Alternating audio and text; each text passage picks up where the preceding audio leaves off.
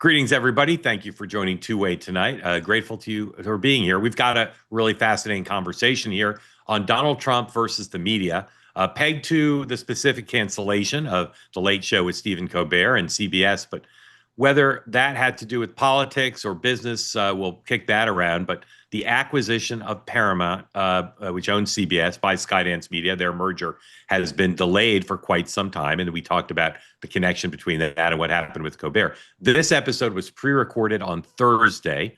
Less than an hour after we finished recording, news broke that the FCC, after a long delay, finally approved the transaction, approved the merger. That reality doesn't change anything about our conversation. It's all good and really interesting. But we wanted to make sure you were up to date on what happened. The merger did go through.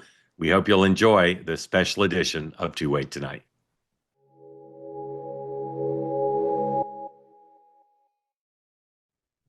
Good day, everybody. Welcome to Two-Way. I'm Mark Halperin. Thank you for joining the special edition of Two-Way tonight. We're going to talk about an incredible story. I like stories that are important and interesting, and this is one. The cancellation of Stephen Colbert's program is a great media story. It's also a great Trump story. It's a great corporate story, and it's a great technology story. And I think all the time when we talk about certain cultural phenomena, the division between younger people and older people. I'm an older person. In this respect, I have an emotional attachment to late night television. I look at Johnny Carson and David Letterman and in a different way, Ernie Kovacs, and I see some of the most important iconic figures in the history of media and entertainment and American society. And my niece and nephew probably never heard of Johnny Carson. And my son, who's 8.5, he'll never understand the constellation of late night TV. That's mostly comedy. Nightline on ABC, but back when ABC did not have late night comedy, was a seminal, one of the most important programs in the history of TV news. Some of you will be surprised to learn that Nightline is still on. I haven't watched Nightline probably in more than a decade, but late night television after our late local news is in the history of electronic media, television, one of the most important things. And the cancellation of Colbert's program is super interesting. It also, this story implicates Donald Trump's war on media. And so part of that is personal, part of that is ideological, part of it is economic. But we've never seen a president or a commissioner of the FCC like this in their posture towards media. And I've said this before, the extortion payment that CBS paid over the 60 Minutes interview for the heinous crime of editing an interview with an interview subject is representative of the success that Donald Trump and his administration are having in intimidating the press, particularly the electronic press. In this case, I hate to use the cliche perfect storm, so I won't, but something like a perfect storm. CBS has the dirty little secret is they've always had a weak news division. Not always, I shouldn't say always. Since about 2000, I remember during the Florida recount, I was covering it for ABC News, and ABC, I think, had like 23 correspondents in Florida during the recount, and NBC had 17, and CBS had 7.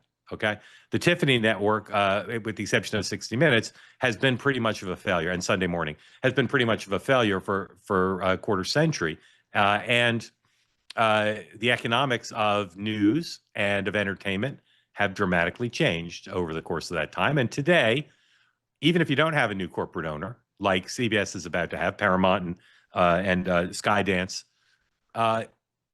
even Comcast spinning off their cable networks, even Disney trying to figure out what to do with its linear programs, linear networks. Live sports, very good, right? That works. A few other things work, but late night comedy, the economics of it are crap. And there's been much debate already about, was Colbert canceled because of politics, because he criticized Donald Trump, or was Colbert canceled because the economics of the program were horrible, lost a lot of money? The answer, I believe, is much more the latter than the former, but both are at play, and we'll talk about both today. The other big thing that I think is going on here, obviously, is how do people consume comedy? Comedy is, I believe, it's either comedy or music, the most popular form of content on YouTube. I've been an off and on fan of Colbert. I was on the show once, and and I get his appeal, which is not more than I can say for some shows. But if I'm interested in comedy, the notion that I would at 11:30 or 11:35, I don't even know what time it starts. I guess probably 11:35. The notion that I have appointment viewing for that when I can find on demand funnier things whenever I want on YouTube, it's ridiculous. So we'll talk about all of this, including the general themes here, the general trends in the industry, but also the specifics of this case, because as incredibly unorthodox as Donald Trump is regarding the regulation of media and the intimidation of media, his FCC chairman is a maniac, and I don't say maniac pejoratively. I just he's unlike any FCC chair ever. The direct way, although he's a master of indirect when he wants to be, but the direct way in which he talks about the influence he does have and can have over these companies is extraordinary to me. I find him very engaging. I find him very entertaining. But as a protector and defender of the First Amendment, and as a traditionalist in a lot of ways, probably more than is healthy, I do find it a little troubling, and sometimes very troubling, to see the party that ostensibly believes in small government and the private sector more than their opposition party. I find it troubling how much they're interfering with these private sector companies. And what I find even more troubling is the bended knee, the payment for the 60 Minutes piece, the interview with Kamala Harris, I believe is more egregious than these law firms that have settled under the intimidation tactics of Donald Trump. It's about as egregious as I've seen a media company do, at least in a way that's so public. So let me just make sure that's everything I want to say to start. I think it is. And just to review, Colbert was fired out of the blue, or so it seemed, but no one could be surprised that a program losing that much money would be fired. Now, in new media, if this were, say, Puck, they'd go to Colbert from scratch and they'd say, let's build something else. Let's build a show where you get paid less and we distribute it differently, and maybe give you a revenue share to say, if you can do this as a YouTube show or a TikTok show and we make enough money, you can be paid more. But instead, everybody just seems wedded to the old models of distribution, the old models of compensation, and the old models of paying, quote unquote, big stars a lot of money. And everybody says, well, those contracts will never be around again. I don't think that's true. I think they just need to be based on different models like Puck, models like Two-Way, models that allow content to be king and creators to be king, but not have this extraordinary overhead. I could have shaved that show. I'm a pretty good TV producer. If they'd made me the producer, if they said, Mark, take this show over and have it make money, I think I could do it. But for whatever reason, they just don't understand we're in a brave new world regarding technology, distribution, compensation, revenue models. So I got a bunch of elements to show you, which we'll show along the way. But I want to bring in our guests and get their overview take on this. And as always, because this is Two-Way, we'll welcome your questions. So if you're here and you want to be in on the conversation on the Two-Way platform, please raise your hand. And again, we can talk specifics about Colbert or the general trends in the media industry and in the regulation of media that are all implicated in this extraordinary moment. And I'll say, just to be clear before I bring in the guests, I don't like any TV show to be canceled, and I really do respect Stephen Colbert. I understand his brand of comedy, again, unlike some of the other hosts, and I think he had a great run. But I don't get these people who make millions of dollars who can't see the handwriting on the wall. If he really wanted to keep his show, he should have gone to CBS and said, let's find a different model, because I know we're losing money. He probably didn't know how much, but I'm sure he knew they were losing money. And as for criticizing his corporate bosses and as for criticizing the president, to the extent those played a role in his losing his job, I couldn't denounce it in stronger terms. And if I worked at Paramount, if I was going to be part of the Skydance empire, whether it's CBS News or elsewhere, South Park, etc., I would be outraged and terrified that what little credibility they have as an editorially sound entity is about to be completely obliterated. I'm not a big fan of the liberal bias of 60 Minutes, and I really do believe that over the last 10 years, their liberal media bias and anti-Trump coverage has been egregious as anybody else's in the nature of the content, but also because they have so much influence, and they're widely and wrongly seen in politics as fair and neutral. But I point you to the CBS 60 Minutes profile of Taylor Swift done several years ago. Extraordinary. Nobody's produced anything like that. And there's, literally hundreds, maybe thousands, I don't know, it's been a long time, of CBS 60 Minutes pieces that no one else on television could produce. But in the realm of politics, abysmal, outrageous. And I think that's playing a role in what's happened here now. And it's playing a role, I think, in the show's decline in popularity, because I'll say again, as Michael Jordan, to paraphrase the great Michael Jordan line about sneakers, conservatives watch media too. All right, let's bring in our guests. And again, I want you guys to start with your overview sense of what's important in the Colbert story. Eriq Gardner works at Puck. I praise Puck ostentatiously, not by coincidence. Covers legal matters and this story as well. Eriq, couldn't be more delighted to have you come join this program for the first time. Thank you for being here. Thanks for having me, Mark. All right, I'm going to bring in Drew Holden. Eriq, just overview both the specifics of the Colbert situation, which you've written about, but also the general issues that you think are implicated that I either got wrong or failed to mention. Well, I agree with you that, we can look at this through a political lens, or we can look at this through an economic lens. This show costs more than $100 million each year to make. Is obviously a very expensive program. Only about a couple million watched per night. That number has been on the decline, but it's not just because of Colbert. I mean, he exists in a industry which is cutting the cord. So there are less and less people watching as a whole. I think timing is definitely of importance here. Not just the fact that they canceled it, but they canceled it now.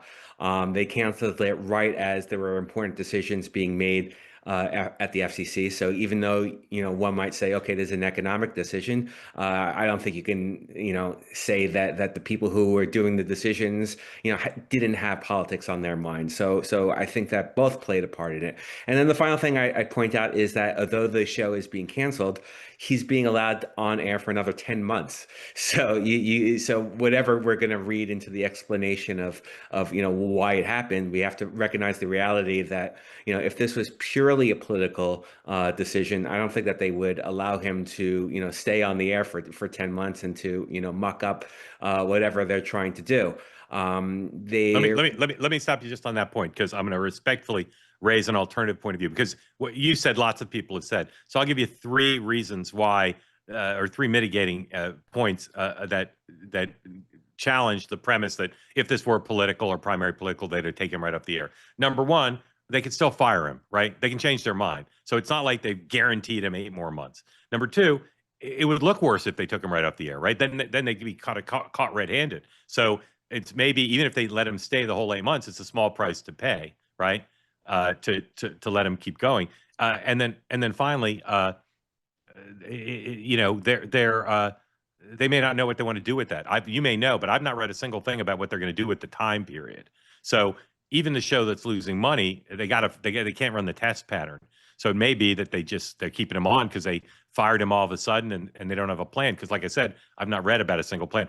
I've heard people suggest they're going to turn the period back to the affiliates, but I can't believe they would do that so openly. So I just wanted to make that point because I've heard other people say what you said, but finish up, please. Yeah, so I think that they had decisions to make, not just with Colbert, but also a lot of the people who worked on his staff. Yeah. And people who they were signing contracts with.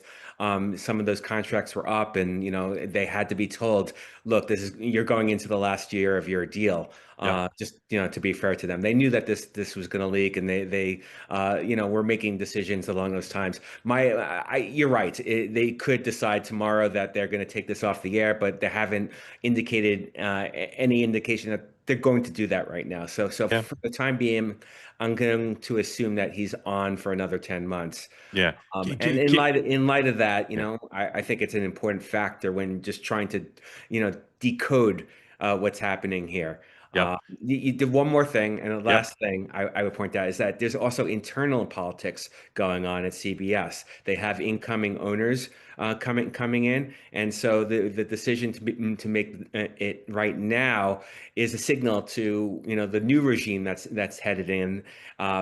Maybe we should keep our jobs. We're willing to make tough decisions and cut ties, all that. Great. It's a great point.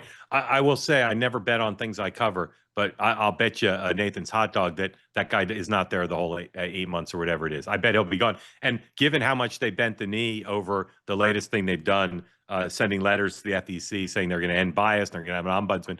If Donald Trump, if Colbert made some jokes next month that Donald Trump didn't like, and Donald Trump called over whoever happened to be in charge at that point and said, if you want this FEC approval to merger to go through, fire Colbert. I bet they do. Thank you, Eriq. Stand by. Drew Holden, managing editor of American Compass. He's a deep thinker about serious things, and the most scathing and arch and receipt-laden media critic in America. Super talented and understands the media and sees the liberal bias, but doesn't go overboard.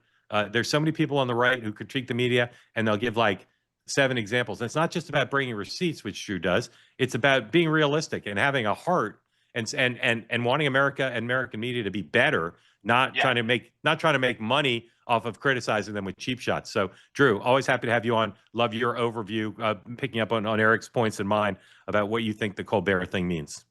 Well, Mark, first off, you're far too kind, as you always seem to be whenever you introduce me. I just read like Colbert. I just read the cue card, so that's what it says. That's what it says. Well, please thank your team for their too charitable kind words. I think Eriq has done some really excellent reporting over at Puck about the internal dynamics, which I of course can't speak to. Right, one of the things about being kind of an external media critic is you're always looking from the outside. My thought, almost always in these cases, is that the political angle driving business decisions is a little bit overwrought, right? I think Jake Tapper going out and saying, well, CBS bent the knee to Donald Trump by firing Stephen Colbert, I think it's a little bit overwrought. I think at the end of the day, as Eriq had mentioned, the Colbert show was losing $100 million a season. And I think the other important piece of context, I know Eriq knows this, he's reported on this, is that the overall ad revenues for late night TV, ad revenues everywhere are down. And Mark, you and I have discussed a lot the kind of dangerous implications of the media's pursuit of clicks and the declining number of clicks that are just available for the taking. I think late night is a particularly well captured point of that. I mean, I think in the most recent number across all of late night was like $220 million in ad revenue, right? If Colbert is losing $100 million a season just to put the show together, then I think it completely makes sense that it's on the chopping block and that CBS are going to look seriously about where are we making money and where aren't we? And all of that is set in a media universe where outlets aren't as profitable as they once were, right? The New York Times continues to make a lot of money. Alternative media, places like Two-Way, I think are much better positioned, whereas a lot of the old industry titans, people like CBS, are just shedding deadweight. And I think Colbert, and I say this as someone who, I remember how much I loved Stephen Colbert in 2015, 2016. The old days, the rally to restore sanity that he did with Jon Stewart, like I enjoyed that. But I think the reality is, one, it's not making money, and two, tied to the fact that it's not making money, it's not as engaging. Right. I think Colbert and Stewart, what they did once upon a time was, and I'm speaking more here as a fan rather than a media critic, but, they did something that was interesting and unique. And they played this role where they were speaking truth to power and they're using comedy to do it. And that's not what they're doing anymore in a lot of ways. And there's this weird, almost like incestuous kind of relationship between media outlets and late night TV. And so late night hosts, I mean, the New York Times did a write-up of Stephen Colbert's show every day for like a couple of months, at least a few months ago, right? Because you'd go on, Colbert would go on, he'd say, Donald Trump is bad. Look at this thing he's doing. That's horrible. And the New York Times would then run that as a headline. Colbert rips, Colbert bashes. And I think all of that is bound up in something that the American people just aren't really interested in consuming. And so at some point, if you're an outlet that's paying for that, you might have to cut your losses. Yep. Excellent. I as you all know, I never read the chat, but I do glance at it. And somebody said, well, the audience size is still very large. And it is, right?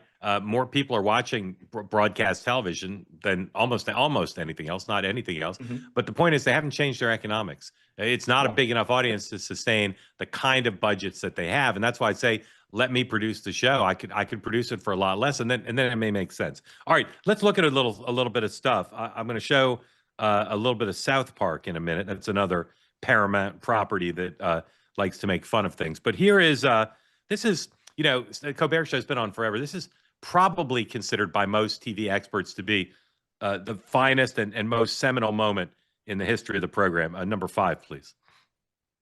We weren't talking about a week ago, Wisconsin and Michigan. He's ahead in both. If he wins them both, he's president. If he wins one, he needs something else. The Clinton campaign is saying you've got areas in both states. Madison is still not reported back. Ann Arbor is still not reported back. They're hoping that there are parts of those states when the vote comes in, they'll make them closer, and we could have some recounts. Okay, so Florida.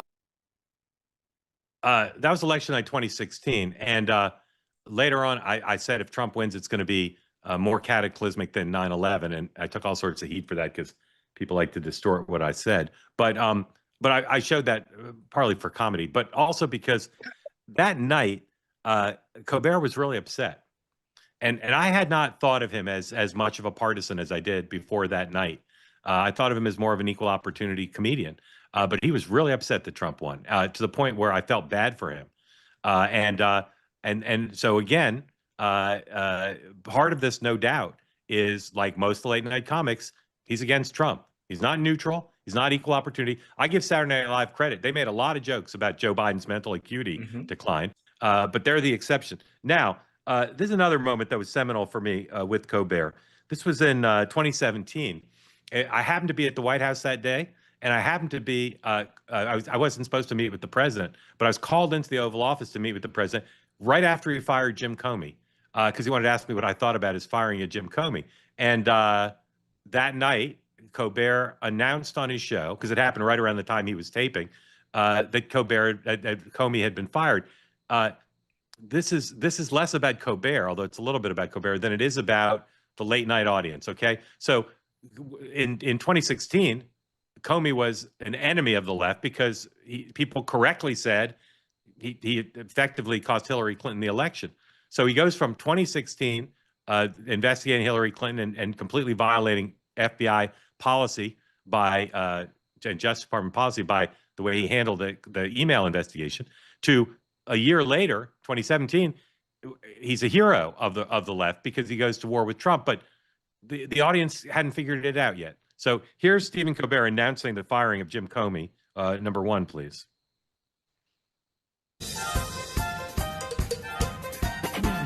Huge story that broke just minutes ago, like less than 10 minutes ago. FBI Director James Comey has just been fired by Donald Trump. Wow. Huge Donald Trump fans here tonight. That shows no gratitude at all. Okay. So the point is that Colbert knew his audience. He knew they were liberals. So he was confused by why they were cheering for the firing of Comey, because he knew that the home team, the blue team's position should have been to boo the firing. And it's not just the studio audience. The audience for those shows is liberal. And this FEC and this president are just not going to tolerate media that they can try to intimidate or control that skews against them pretty heavily. I mentioned this before, but let's show it. Number 9, Donald Trump on Truth Social. This settlement with 60 Minutes over the Kamala Harris interview, the amount was unclear. Trump claimed it was bigger than the 16 million. That's what it was, right? 16 million, because it also includes what he says are PSAs. So that settlement, again, one of the biggest outrages I've ever seen. Then just recently, last week or so, number 10, Skydance, the company that's coming in and buying CBS and Paramount, wrote two letters to the Honorable Brendan Carr, the chair of the FCC. One is saying they're going to end bias, ensure diversity of viewpoint, and have an ombudsman that they commit to employing for 2 years. And then the second letter, number 11, committing to ending DEI. Kind of incredible. So, Eriq, what can you tell folks about this guy at the FCC and how Brendan Carr is using his power in this case and generally to do Donald Trump's bidding? Sure. Well, it's kind of interesting because Brendan Carr has always had this reputation of being a very, down the middle Republican, like old school Republican. And that's only changed in the last few months when he ascended to become chairman, and he started playing up, his Donald Trump, MAGA bona fides.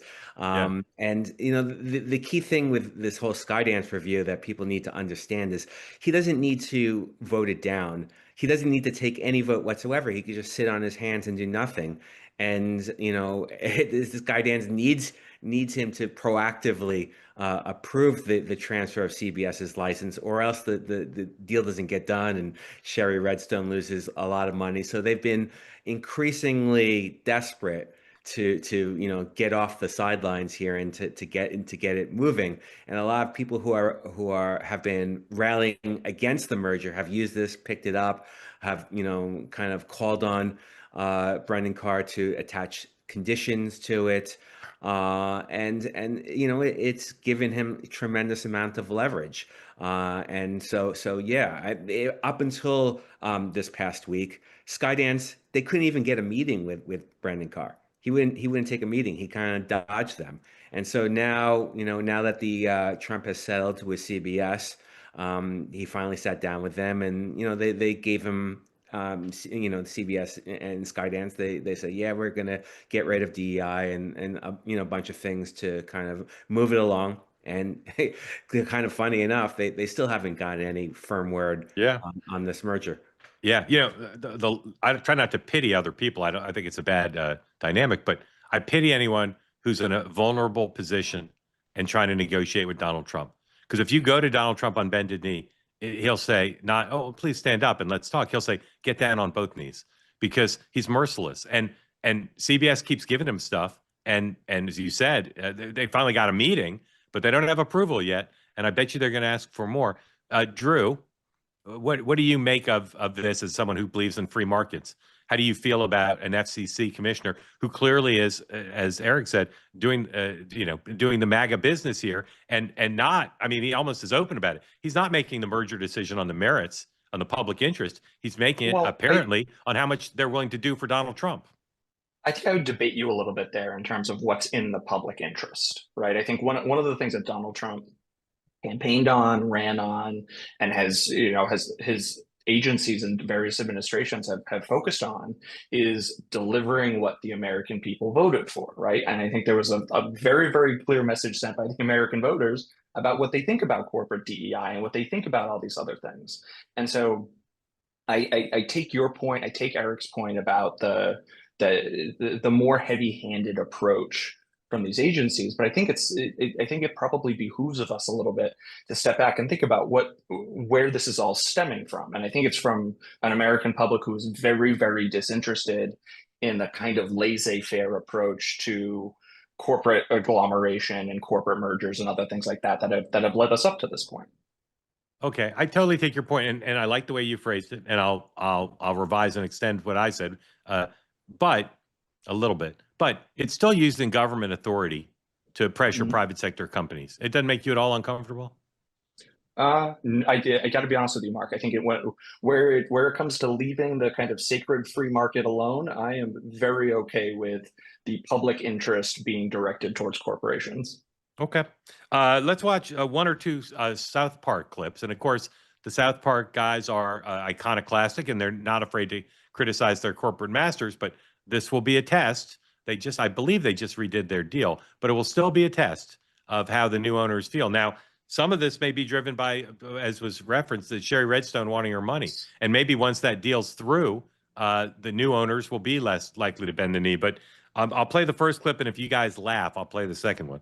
Here is number 12, South Park, making fun of Donald Trump. You guys are not going to believe this. The President of the United States canceled NPR. What's NPR? What's NPR? The funniest show ever where all the lesbians and Jews complain about stuff? The president had it taken off the air. I mean, who the hell does this president think he is? The government can't cancel the show. I mean, what show are they going to cancel next? It was seriously the best show. It had like gay rappers from Mexico all sad because girls in Pakistan got stoned to death. And guess why they got stoned to death? Because they were raped. It was hilarious. Why would anyone cancel that? This is 60 Minutes. Oh, boy. Oh, shit. Oh, God. The small town of South Park, Colorado is protesting against the president. The townspeople claim that the president, who is a great man. A great man. Great guy. We know he's probably watching. And we are just reporting on this town in Colorado that's being sued by the president, and they are fighting back. And just to be clear, we don't agree with them. No. We think these protesters are total retards. But our own Jim Connor has more. Oh, God. All right. Drew laughed 3 times, so let's look at the second clip. And I think Eric might laugh at this one because it involves a litigious Donald Trump in bed with Satan. Oh, litigious and naked. This is number 13, please.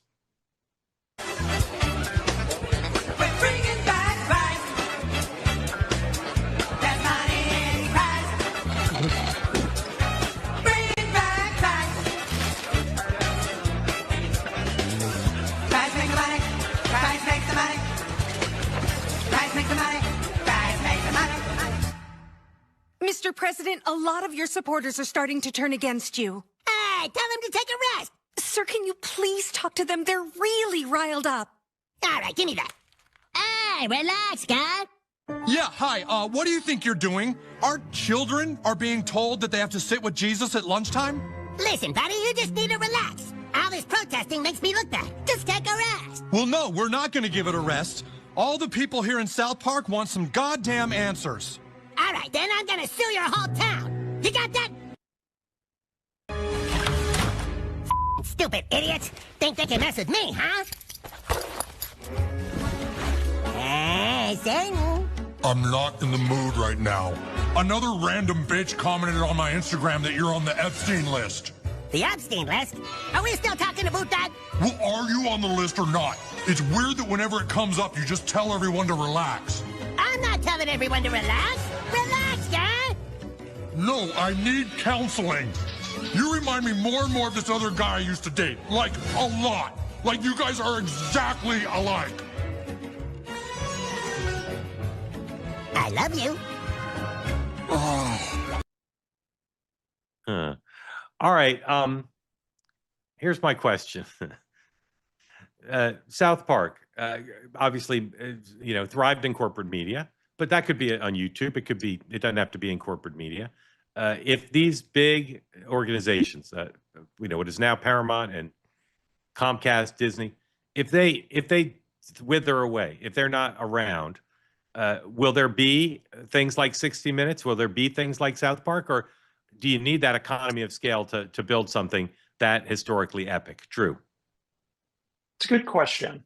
My hunch is that you can probably have the sorts of things that you still want, the 60 Minutes is the what have yous, in other platforms than we have them today. They'll shift, they'll look different, the focus will be different, maybe different in good ways, potentially different in bad ways.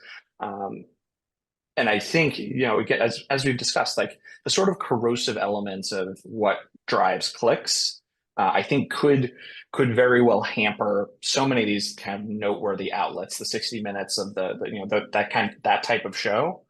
But I think it's also important to remember that a lot of these outlets, a lot of these shows haven't done themselves any favors in terms of how above the fray they ought to be, or how removed from criticism they ought to be, or removed from financial incentives that they ought to be. So it's a mealy-mouthed answer saying I'm not sure that they can, but I'm not incredibly concerned. Okay. We're going to get to your questions in just a minute, so please raise your hand. Eric, don't take this personally or institutionally personally. How long's Puck been around? Like 2 years? 3.5 years. 3.5. Okay. Yeah, we're babies. In 3.5 years, how many Freedom of Information Act requests has Puck filed? I can't speak for the entire organization. I know personally, I've done quite a few. Okay. And when you've been denied, how many has Puck paid to litigate? None. None. Right. Okay. And again, I don't mean to single out Puck, because that would be true probably of almost every startup like yours. Two-Way has not filed any. And if we did and we lost, I don't think we'd litigate. 60 Minutes does. 60 Minutes has probably litigated hundreds of FOIA requests. So I do worry that without the economies of scale of a big place, there's certain journalistic things you just can't do. South Park, those guys are geniuses. Could those guys succeed on TikTok with themselves? Sure. But I bet you there are things that contributed to their success that we're reliant on having the corporate PR and legal and everything behind them. So I do worry a little bit. Eriq.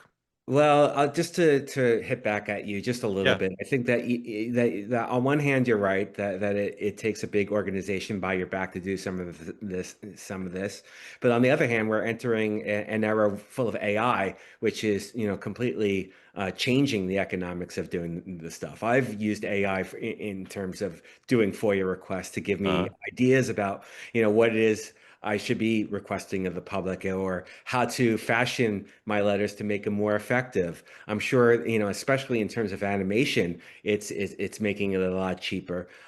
So I wouldn't be so quick to say that we're not going to see any of this in the future. I think that we're at an industry that's at a crossroads, and a lot of things are changing.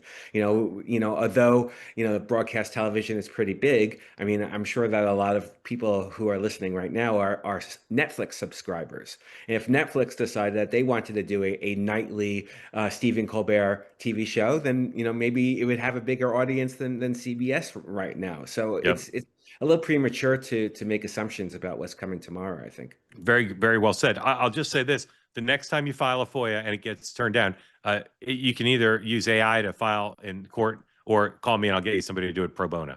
Up to you. Like a human.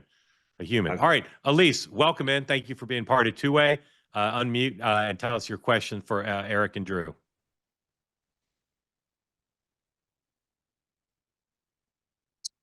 There you go. Hi, sorry about that. Thanks, Mark. It's great to see you. I loved seeing the old video from 2016. You should tell us your skincare routine. I actually don't have a question, but more of an observation. Sure.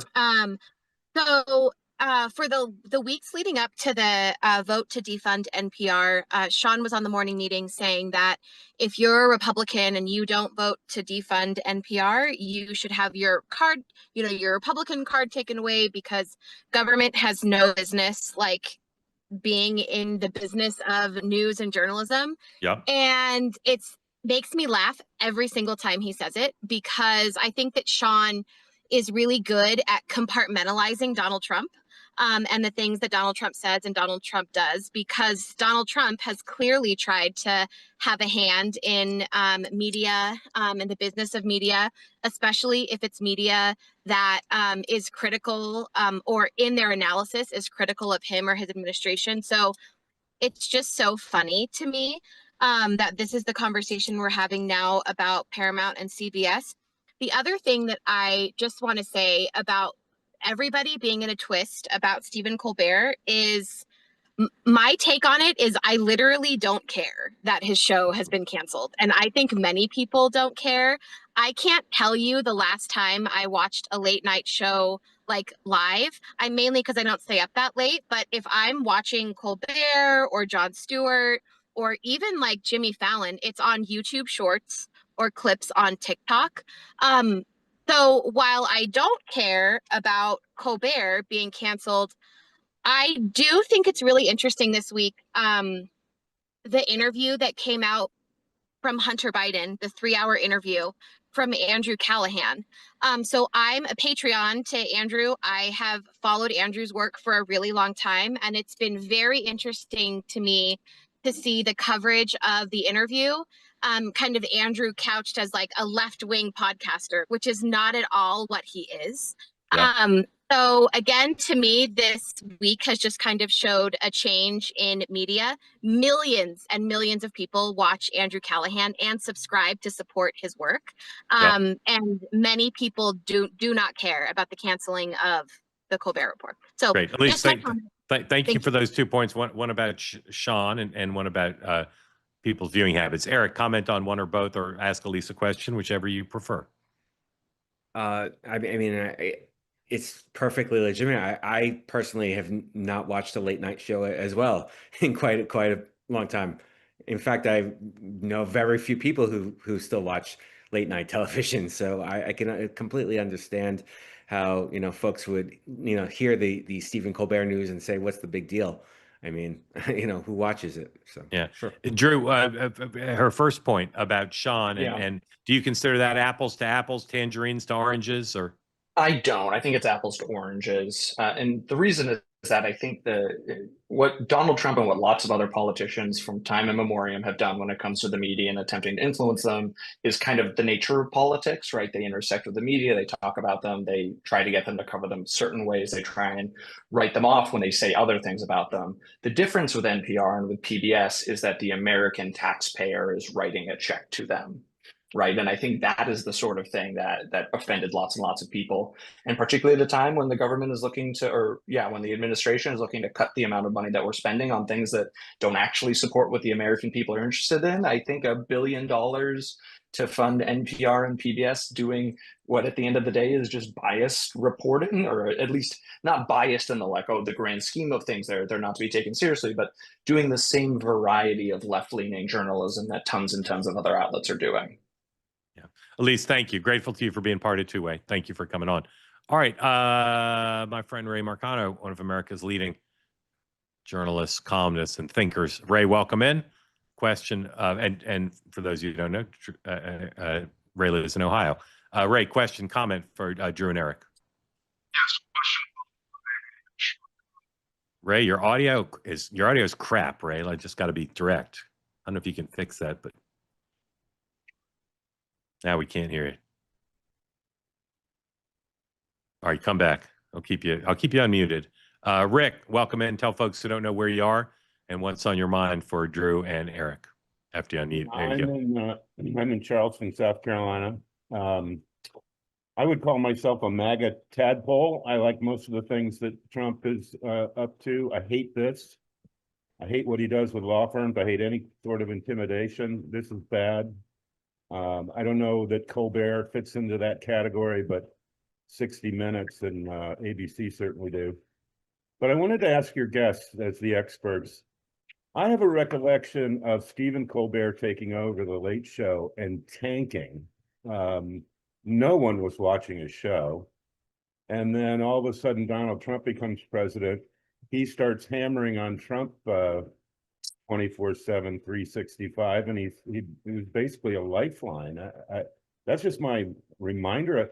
I haven't watched it since then. I did tune in last night, and he talked about this phenomenon in the Midwest called corn sweat, makes the heat worse. And then he switched over to something that looked like it might have been on Jack Benny's show with a dancing ear of corn. I thought this guy hasn't the talent to stay on television. So am I remembering that wrong? No, he changed the show. I thought he made it more political. He made it more topical. I think when he started out, he was, and I believe, I may have this wrong, Drew, Eriq, you might remember. I think he started the show, he did it in his Bill O'Reilly type character, and that didn't work, and he switched it to a more topical thing. Eriq, is that right? Not exactly. I mean, what happened was that he had a Comedy Central show where he played a character that was, his version of kind of a Fox News pundit. Yeah. And then he took over David Letterman's seat on CBS, and it took him kind of a minute to figure out how he was going to do that show. He slipped into his real personality, but initially everyone was a little bit confused, and he didn't. You're right. You're totally right, Rick. The first year, the ratings weren't particularly good. Then Trump came to power, and maybe because he had some sort of political bone, his show kind of caught fire. And I say that very loosely because obviously, he doesn't have the ratings that Letterman and Leno once did, but he still has the #1 late night show in broadcast television right now. So yeah, he's certainly been somewhat successful. And obviously it's very symbolic because he took over Letterman's show, and people still associate it as being a big thing in broadcast television. But didn't he do I'm shorthanded saying Bill O'Reilly. Didn't he do that initially when he came to CBS? Not in CBS. No? But when he joined CBS, he made it a point that he was going to do something in his real voice. He wasn't. Okay, he was going to take the Comedy Central. So how did he change it to? I'm right that he changed it and made it more topical, right? Yes. I mean, it became a little bit more standard, more standard. He jumped on the hate Trump bandwagon.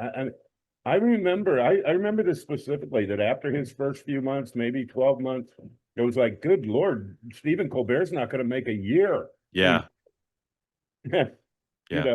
know, he's a dancing ear of corn. Yeah. Drew, Yeah, anything? Go ahead, Eriq. Go ahead. I was going to say, speaking of the FCC, I remember during Trump's first administration, he used a very crude word that became kind of a thing because the FCC at that point was backing off its policing of indecency and obscenity on television, and there was a whole kind of imbroglio about whether they were going to fine Colbert and CBS for using that word to describe Trump. And there was an investigation that was open, but he's been associated with kind of anti-Trump stuff for going back to the first administration. What was the first letter of that word? An M. It had to deal, but it also had to do with Putin and stuff like that. I'm sure you could all Google it. Yeah. I remember now. Yeah. Rick, thank you. I really appreciate the question and the perspective. Ray, have you fixed your audio? So is this any better? Oh my God! Now you sound like Johnny Mathis. Yes, I appreciate that very much. Oh, that was Luther Vandross. Anyway, is anybody concerned about the downstream implications? And here's what I mean by that. It seems like self-censorship nowadays is becoming a form of survival. Yeah. And I see that in my business. I mean, I get a lot of pushback, much more pushback now on stuff that I write that's actually fairly tame, not because people are afraid of Trump, but because they're afraid of their advertisers and subscribers. They can't do anything that in which they lose even one eyeball because they're hanging on by a thread. So I wonder if this issue goes far beyond Colbert, CBS, and Skydance. I totally agree with you. That's an issue, Ray. Drew. Yeah, I mean, I think, Ray, in terms of the position you're in and a lot of other people are in where they have to be concerned about losing subscribers because they say something that rubs them the wrong way, I think that's definitely accurate. It's certainly true. It's certainly the case across media. But I will say, just as kind of a point of caution when it comes to this notion of like the cancel culture that maybe Colbert was part of, that there is an enormous amount of financial interest in saying Donald Trump is bad. And I think CBS and lots of other outlets have done this for a long time. I think they're continuing to do this. I think they will continue to do this, right? I mean, we do it just this week. We saw the Russian collusion hoax blow up very, very vividly and very publicly.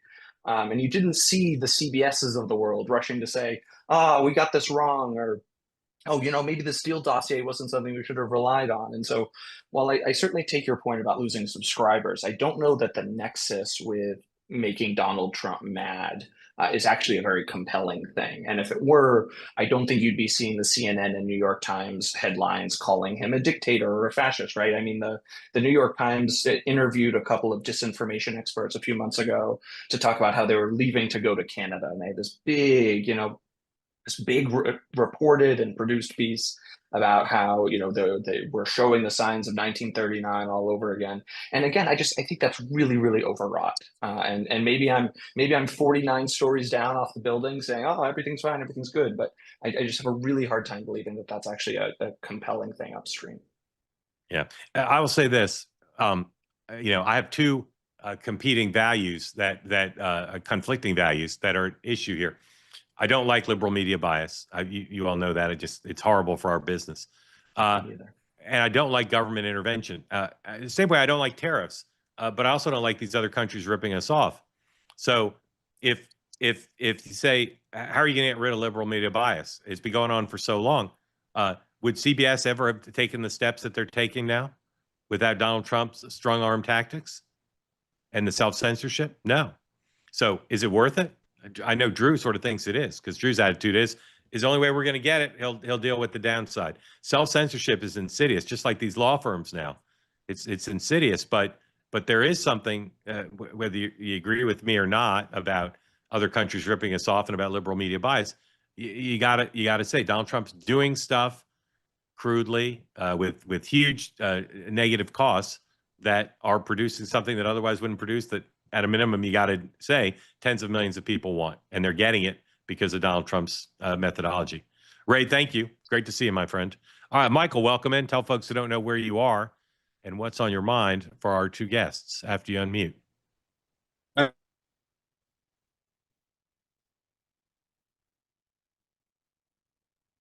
There we go.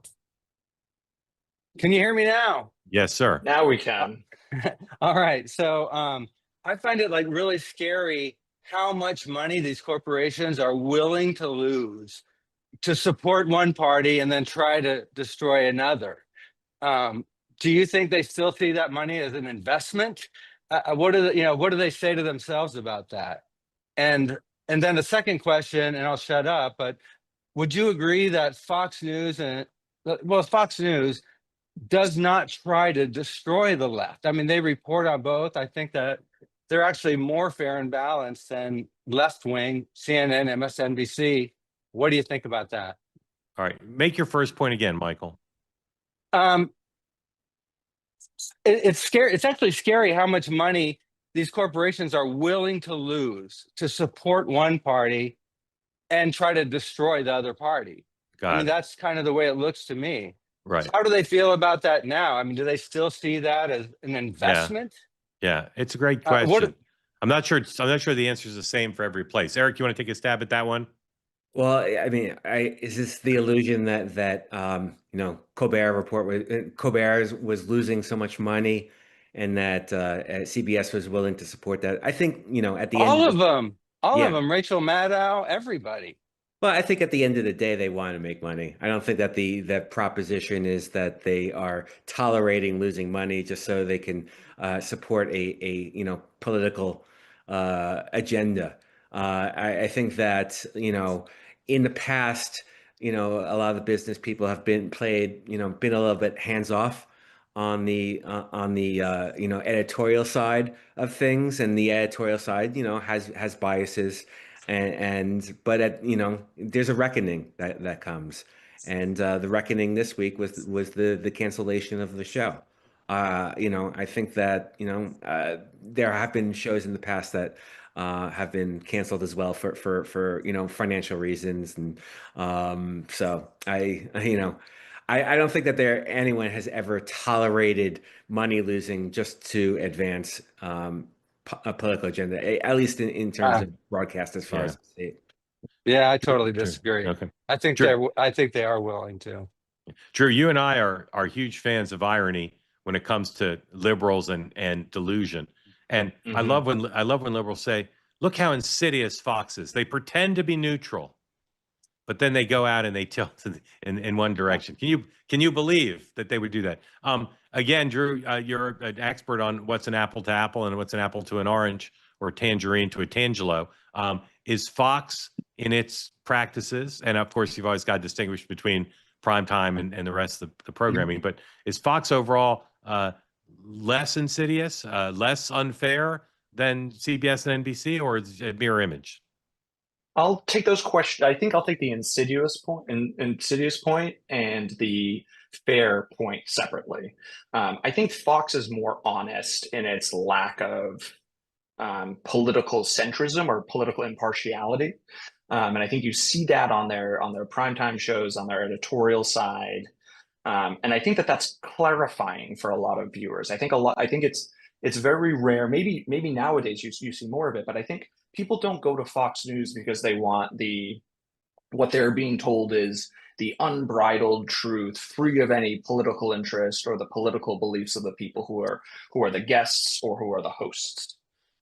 Whereas I think for a lot of other outlets, right, traditional mainstream media outlets, the CNNs, the New York Times, I think the veneer of impartiality is really what's so insidious about so many of these outlets. Exactly. And that to me, that's the more dangerous thing, right? And it has less to do with the number of clicks or the number of hits that Fox News gets.